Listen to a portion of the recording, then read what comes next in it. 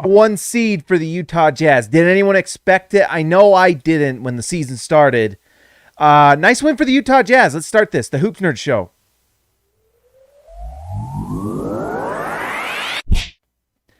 Guys, the number one seed. It's actually incredible. I don't know if I know a team out there that is probably the more underlooked as a number one seed than the Utah Jazz. The Utah Jazz are coming into the playoffs as the number one team in the NBA, not just the Western Conference, the NBA, and it feels like no one is considering them even close to a contender. Well, guess what? Guess what? Things might change when you actually start having to watch the Utah Jazz.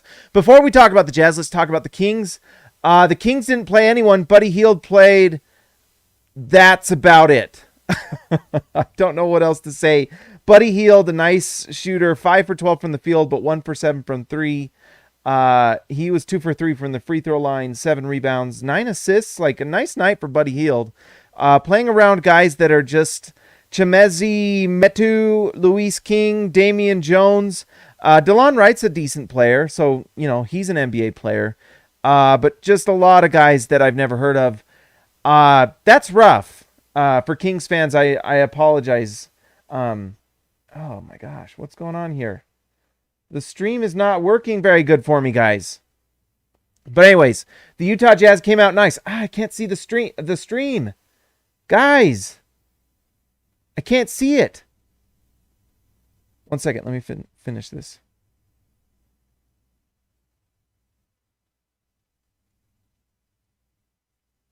Okay. Guys, that's weird. The stream is not working incredibly well today. So, we're just going to keep moving on, and I apologize. So, if you're trying to chat or anything, I'm not going to see it. I'm sorry, guys. That's weird. That's really strange. Anyways, the Utah Jazz get a nice win. Before we talk about the Utah Jazz, we have to talk about manscaped.com. I actually don't have the Manscaped shaver with me because I was using it earlier today. Support for the Hoops Nerd channel is brought to you by Manscaped, who is the best in men's below-the-waist grooming. Champions of the world, Manscaped offers precision-engineered tools for your family jewels. Manscaped just launched their fourth generation trimmer, the Lawnmower 4.0. You heard that right, the 4.0. Join over 2 million men worldwide who trust Manscaped with this exclusive offer for you, 20% off and free worldwide shipping with the code HoopsNerd at manscaped.com. Guys, it's fantastic. Did I mention that it has wireless charging? It has a little port that you just put your thing in. That sounds weird. Manscaper into the port. It charges it. It has a little light on it that shows you when it's charged right here. It's fantastic. Guys, 20% off plus free shipping with the code HoopsNerd at manscaped.com. Get 20%. We'll say it again. Final call to action, Manscaped. You can't say I didn't try. Get 20% off and free shipping with code HoopsNerd at manscaped.com. That's one word. That's 20% off with free shipping at manscaped.com and use code HoopsNerd. Unlock your confidence and always use the right tools for the job with Manscaped. All right, guys, I'm really disappointed. This chat's not showing. That's part of the channel, and so I feed off of that. That sucks. I'm sorry, guys. It's not showing. I'm really bugged. I can't stop it. We've already started, so really annoying. All right, so let's talk about the Utah Jazz a little bit. This game started off a little bit hairy. It was really never in question. It's a little disappointing that it took half of a first quarter or the most of the first quarter for the Jazz to just kind of lock in and realize they actually had to play and win this game to get to the number one seed that they now have. But after that first quarter, it wasn't relatively close. The players that I really want to just highlight are the three of the best players from this game, but also three players that have really just been a big difference for this team. The first is obviously Rudy Gobert. Rudy Gobert has been an absolute dominant force this season. I really feel like last season, some of those issues came from Rudy Gobert worrying about his contract. And the smartest thing the Jazz did for multiple reasons was paying Rudy Gobert what they did. It took until like the last day for them to get that contract finalized and announce it and everything. So it wasn't the easiest contract negotiation or anything like that, but it was smart for the Jazz to make sure that happened because Rudy Gobert has been the cornerstone of everything that's happened this year. We'll talk about, there's the stat that I think it was Dan Clayton who did, where it was the Jazz have made 10 threes in every single game this year, which is the first time in NBA history. That's incredible. Absolutely incredible stat. But that's not possible without Rudy Gobert. Rudy Gobert's gravity that pulls everyone to him when he goes to the rim. It opens up passing lanes, because that's what happens when Rudy Gobert's on the offensive end. He rolls to the rim. He pulls players with him, and not only does that open up players on the three-point line, but by pulling guys to him, it's actually opening up passing lanes that allows other players to get open three-point shots. And if the Jazz are passing and moving the ball, it's apparent. And Rudy Gobert is a major part of that. He may not be the one making the passes, but his presence on the floor is what makes that difference. He's incredible. And that's just his offensive effect. His efficiency is out of this world. He's turned himself into a nice free throw shooter. Tonight, Rudy Gobert, 16 rebounds, 13 points. He was a plus 36 in this game. 6 for 8 from the field, 75% from the floor. Just a dominant force, Rudy Gobert. 2 blocks, by the way. But Rudy Gobert, what he does on the defensive end is unlike anyone I've ever seen since like Ben Wallace or maybe Hakeem Olajuwon or Dikembe Mutombo. He changes everything. And what's different about Rudy Gobert is he's playing in the floor spacing era.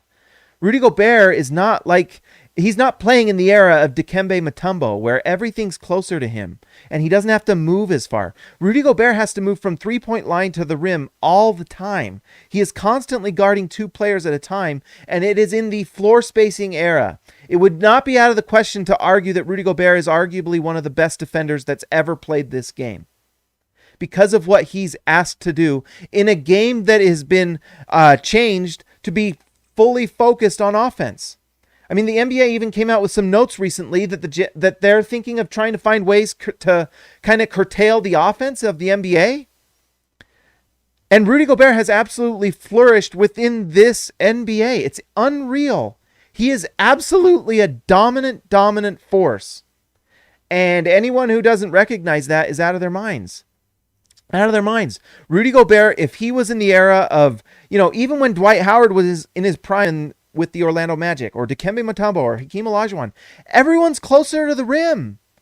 Rudy Gobert would be doing even more. I mean, how many 10 block shot triple doubles would Rudy Gobert have if he was in the era where everything was closer to the basket? How good would his defense be? It would be out of this world. I'm telling you.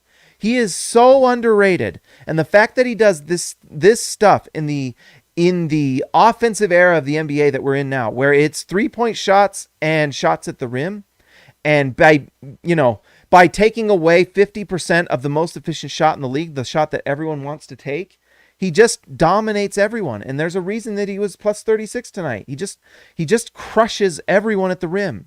And not only does he just keep people from scoring, blocking shots or contesting or deflecting or whatever, getting steals in the lane, he also just deters people from even trying. And what that does is just mess up offenses so that they're having to kind of back away, and now they're not in the flow of their offense. It's just street ball at that point, and you can guard that pretty easily. And Rudy Gobert is the cornerstone of everything. So you can never talk enough good about Rudy Gobert and what he does for the Utah Jazz.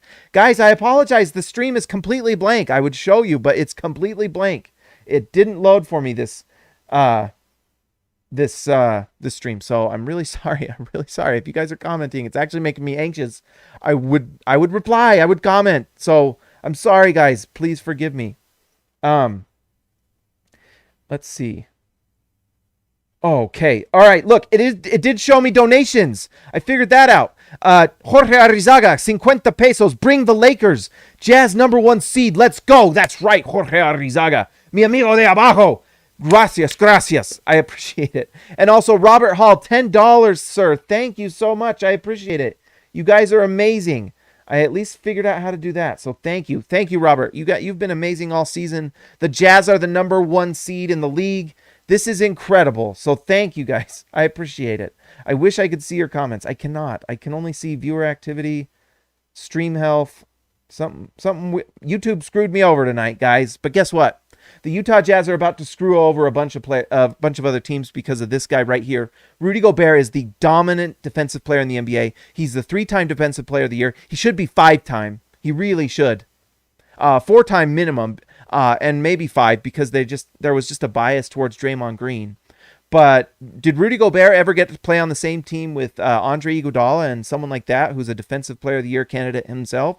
Rudy Gobert has the Jazz have been able to do what they do now because they could put just pure shooters on the floor. The Jazz have not worried about putting elite defensive players around Rudy Gobert. They have a nice wing defender in Royce O'Neal.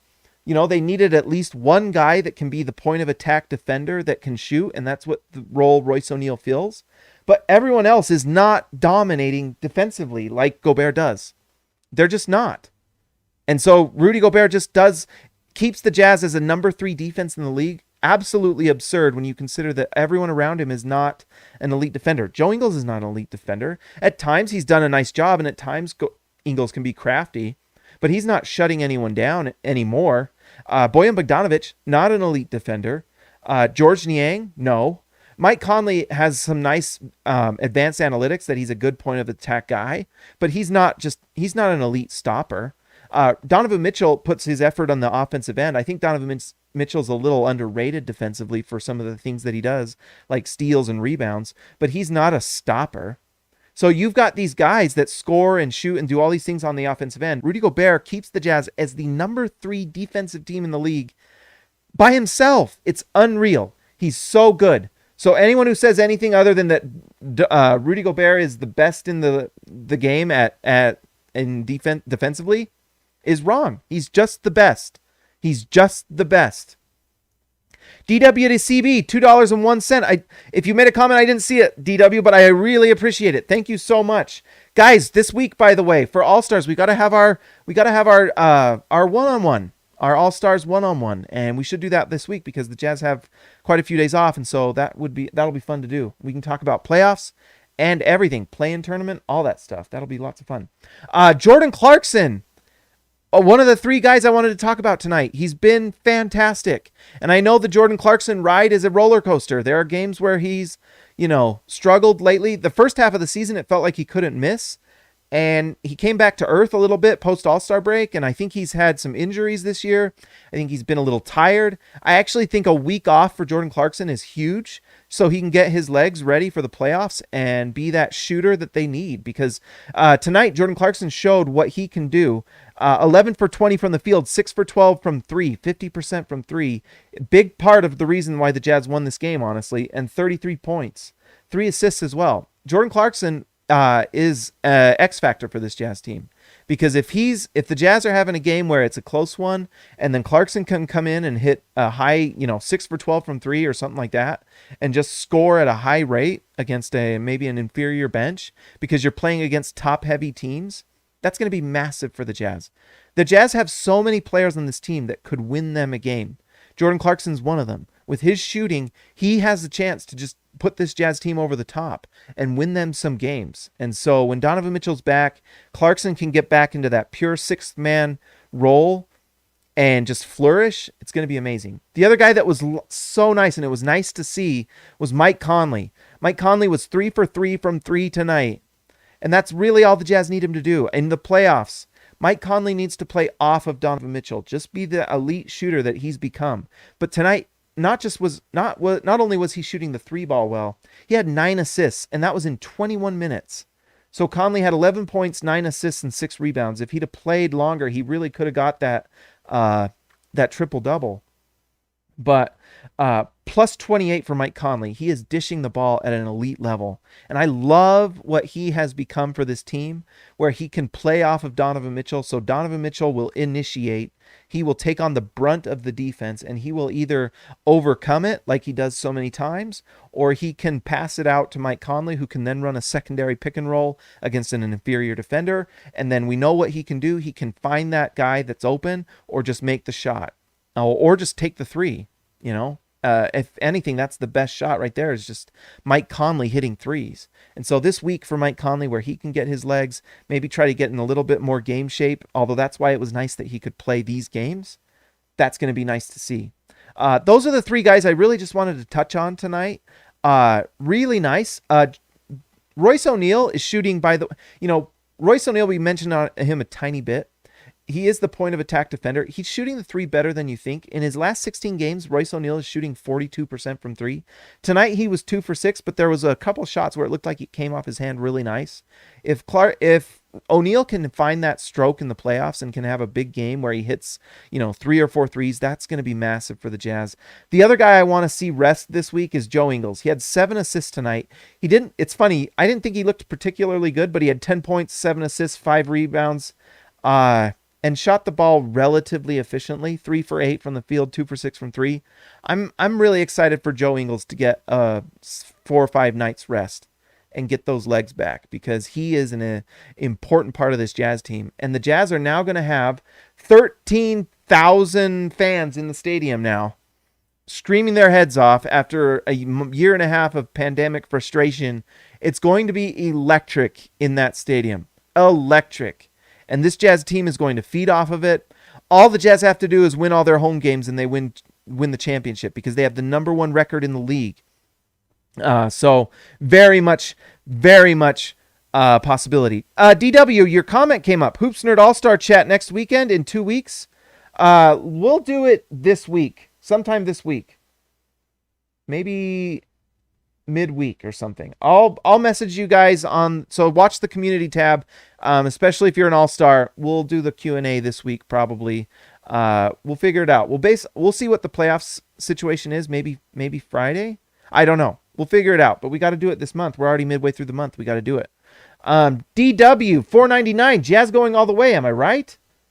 Of course I am. I actually think the Jazz can. The Jazz have the role players and the stars around Gobert to make it happen. They really do. They have the makeup to win. They have the makeup that can score and defend and score in the playoffs and have big games. And I think the Jazz really can. I think the Jazz might sweep that first. The Lakers, tonight LeBron looked like he tweaked his ankle. If you're a Lakers fan, you're freaking out, because if LeBron's ankle's tweaked and he's going into the play-in with a bum ankle, whoo boy, that's scary stuff. And you're just relying on Anthony Davis at that point, and they don't have the players to overcome losing LeBron. That's scary. So who knows? Things might have just turned well for the Jazz. Who knows? You don't root for an injury for anyone, obviously, and so hopefully LeBron's okay, but it didn't look great.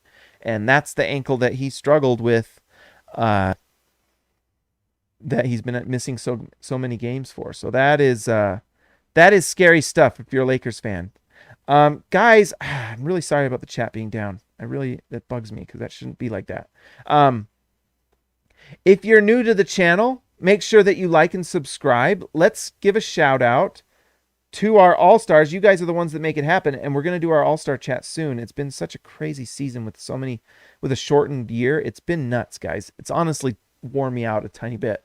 But let's do this. Ezekiel Ricibe, thank you, sir. JT Buckets Wardell, Austin R. Grant, the editor extraordinaire, Eric C., Kelsey Hamer, the Hammer, Donald Schooley taking us to school, Cody Strickland, Strictly the Best, Mitt Robach, DW to CB, Jazz going all the way, Jorge Arrizaga, Lee Christensen, Shan Therick, Ryan Perry, the legend, Justin Ty H, Patrick Akubo, Robert Hall, my buddy, and DW, Jazz going all the way.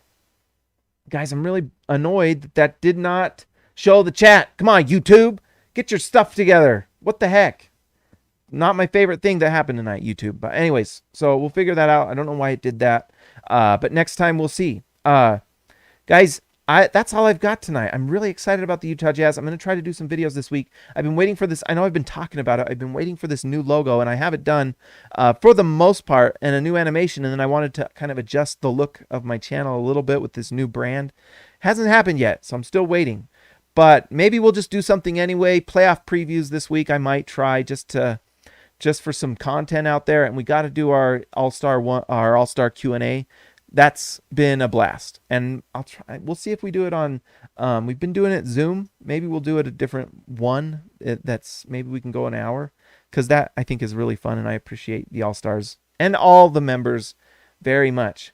Guys, like I said, if you're new here, like and subscribe to the channel. We do this every Jazz game and talk about every team, not just the Jazz. If you want to join the channel, I know the chat's down today, so not a great day to talk about it. But the chat is fun, and you are able to interact with me, which is great.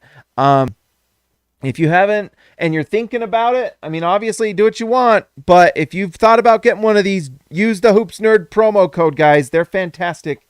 I personally love mine. I shorned myself in the shower today. Everywhere. Anyways, guys, like and subscribe. Guess what? I will talk to you in the playoffs. The Jazz are the #1 seed. I will talk to you later.